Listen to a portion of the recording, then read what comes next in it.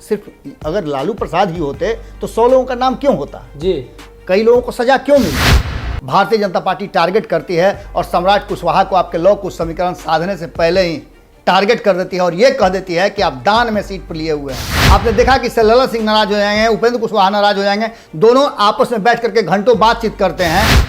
आपको लग रहा है कि भारतीय जनता पार्टी जिस स्टेज में है, जिस तरह से पश्चिम बंगाल में उसके साथ हुआ है, जिस तरह से आपने देखा कि झारखंड में हुआ, जिस तरह से दिल्ली में हुआ, जिस तरह से राजस्थान में हुआ, जिस तरह से महाराष्ट्र में हुआ, जिस तरह से मध्य प्रदेश में हुआ, ये सारी चीजें आपको याद आ रही हैं। आपको लग रहा है कि ये सारे लोग एक जगह मिल जाते हैं जी, तो मैं प्रधानमंत्री की उम्मीदवारी में अव्वल नंबर में आ सकता हूं।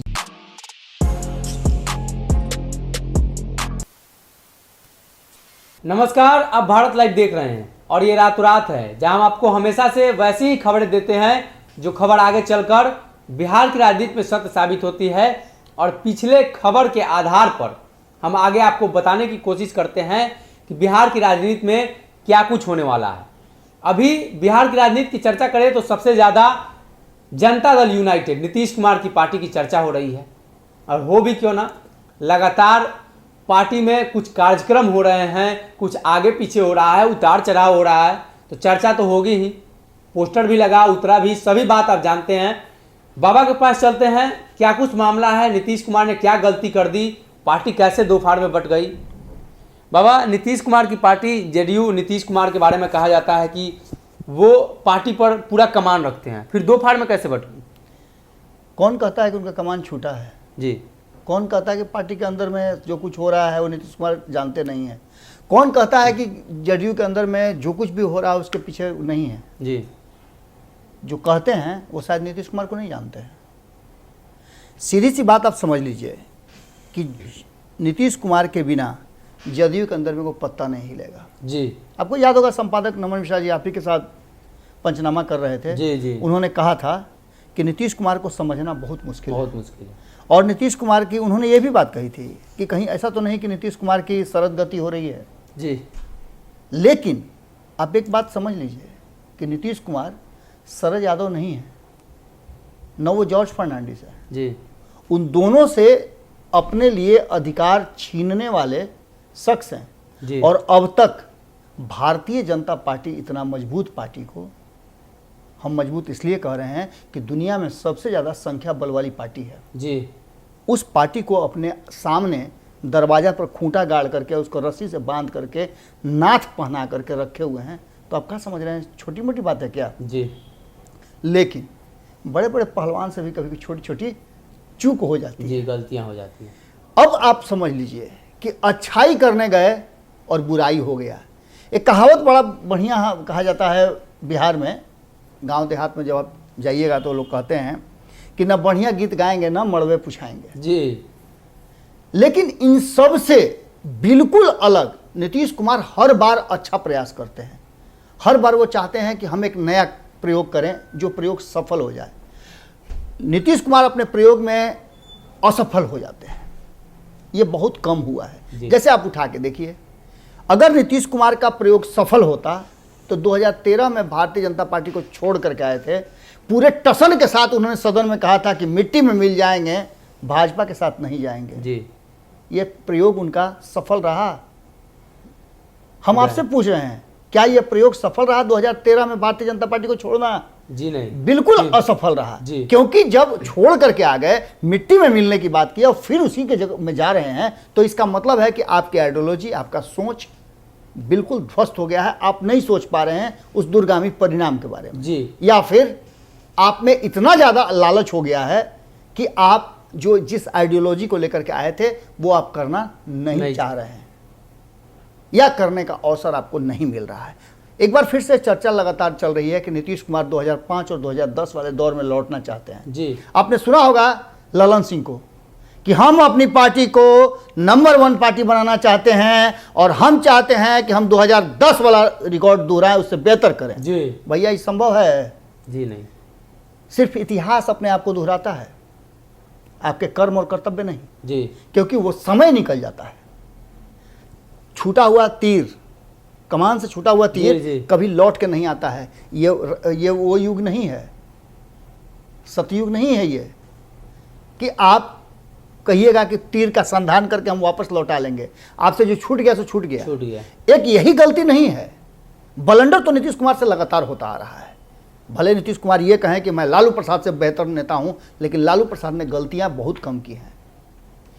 शायद उनकी गलती सबसे बड़ी यही थी कि उन्होंने एक ऐसा प्रयोग किया था कि उन्होंने चरवाहा विद्यालय खोल दिया जी, और यही उनके जी का जंजाल हो गया। चरवाहा विद्यालय खोल करके उन्होंने देश दुनिया में अपना नाम कमा लिया। दुनिया भर के लोग इस प्रयोग को देखने के लिए आ रहे थे जी, कि आखिर ऐसा सोच किस व्यक्ति का है जो गाय चराने, भेड़ चराने, बकरी चराने वालों को भी शिक्षा देना चाहता है, जी, पढ़ाना चाहता है। उनके लिए, उनके पशुओं के लिए चारागाह बनाना चाहता है, और उसी में फंस गए। चारा लालू प्रसाद ने नहीं खाया है, ये आम आदमी भी समझता है। जी, उसकी राशियां गबन हुई। सिर्फ अगर लालू प्रसाद ही होते तो 100 लोगों का नाम क्यों होता, जी, कई लोगों को सजा क्यों मिलती। लेकिन खैर, हम उससे आगे बढ़ते हैं। लालू प्रसाद की गलतियां बहुत कम हैं, लेकिन जो गलती उन्होंने की उस गलती की सजा वो भोग रहे हैं। जी। अब नीतीश कुमार की बात हम कर रहे हैं, और नीतीश कुमार ने पहली गलती जो की उस गलती को फिर दोहरा दिया। नीतीश कुमार ने गलती क्या की, तो वो ये जानते थे कि फिर मुझे कुर्सी पर आना है। उन्होंने किया क्या, 2014 में आप प्रधानमंत्री के दावेदारी में थे। जी, आप सोच रहे थे हम प्रधानमंत्री बन जाएंगे, लेकिन स्थिति आपकी हो गई कि मात्र 2 सीटों पे आप सिमट गए। आपने जिम्मेवारी ली।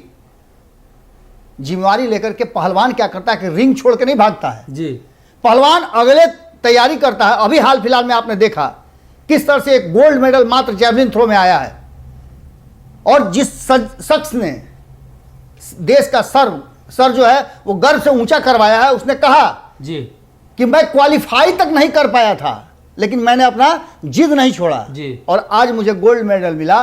तो मुझे याद आती हैं वो चीज़ें कि कैसे मैं क्वालिफाई तक नहीं कर पाया था और आज मैं दुनिया का सबसे ज़्यादा भाला फेंकने वाला व्यक्ति हूँ। जी, यानी कि आपको प्रयास अपना कम नहीं करना चाहिए। आप उस युद्ध से अलग नहीं हो सकते। युद्ध का कुछ नियम है।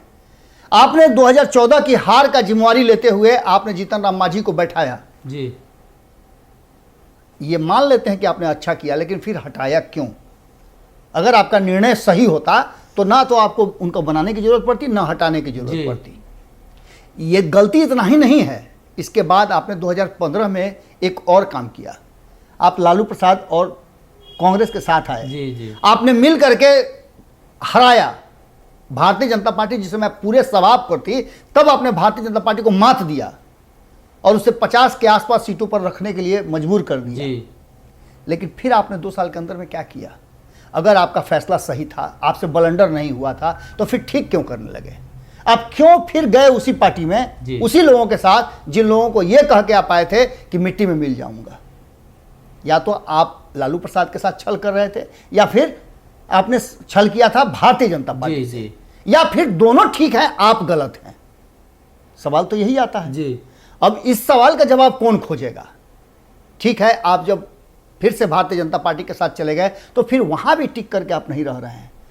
लालू प्रसाद का कहना है कि आपने कई बार संदेश भेजा था, और संदेश ही नहीं भेजा था, आपने कहा था कि यहां सफोकेशन महसूस कर रहे हैं, घुटन महसूस कर रहे हैं, हम फिर से महागठबंधन में आना चाहते हैं। लालू प्रसाद ने कहा कि नहीं आ सकते हैं आप जी। आपके लिए दरवाजे बंद हैं, और तेजस्वी यादव ने आपके लिए परमानेंट दरवाजे बंद कर दिए थे। बात यहीं तक नहीं हुई।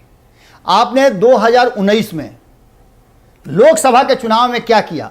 भारतीय जनता पार्टी को बैकफुट पर लाने के लिए आपने एलजेपी से भितरिया यारी की जी, और आप दोनों ने मिल करके भारतीय जनता पार्टी को बैकफुट पर लाया और उसके जीते हुए सीट छोड़ने के लिए मजबूर किया।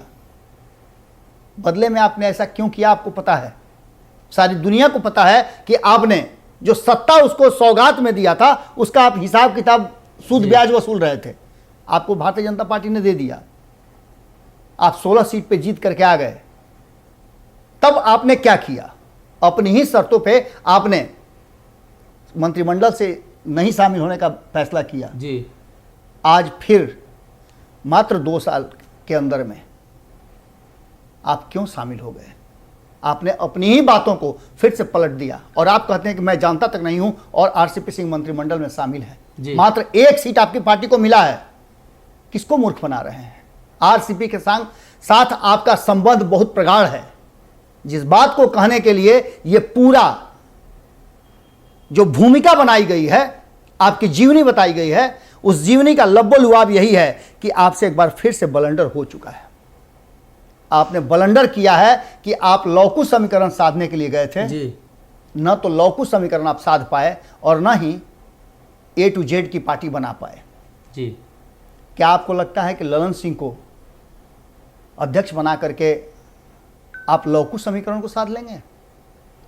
आज आरसीपी सिंह आपकी पार्टी में एक बहुत मजबूत स्तंभ है। उनको साइड करके, किनारे करके आप अपनी पार्टी की कल्पना नहीं कर सकते हैं, न लौकुश की कल्पना कर सकते हैं। जी। जहां तक हमारी जानकारी है, जो बार बार विपक्ष भी कहता है, जो सूत्रों से जानकारी मिलती है कि आपके पार्टी को चलाने का पूरा दारोमदार आरसीपी सिंह का है। जी। कहां से फंड आएगा, किस तरह से पार्टी को चलाया जाएगा, ये सारी जिम्मेवारी वो खुद लेते हैं। और अगर आप ये कह देते हैं पब्लिकली कि मुझे नहीं पता था, और आरसीपी सिंह कहते हैं कि नहीं, हमने तो उनसे पूछ करके ज्वाइन किया है, जी। यही बात गड़बड़ा जाती है। बात तब भी गड़बड़ा जाती है जब ललन सिंह अध्यक्ष बनते हैं, पटना आने लगते हैं और उनके स्वागत की तैयारी में बैनर पोस्टर से पटा हुआ रहता है पटना, जी। तो आरसीपी सिंह की तस्वीर गायब हो जाती है, उपेंद्र कुशवाहा की तस्वीर गायब हो जाती है। चर्चाएं शुरू हो जाती है कि ये दोनों उस समय स्वागत समारोह में क्यों नहीं शामिल होते हैं, जी। और आपकी जमीन खिसकने लगती है।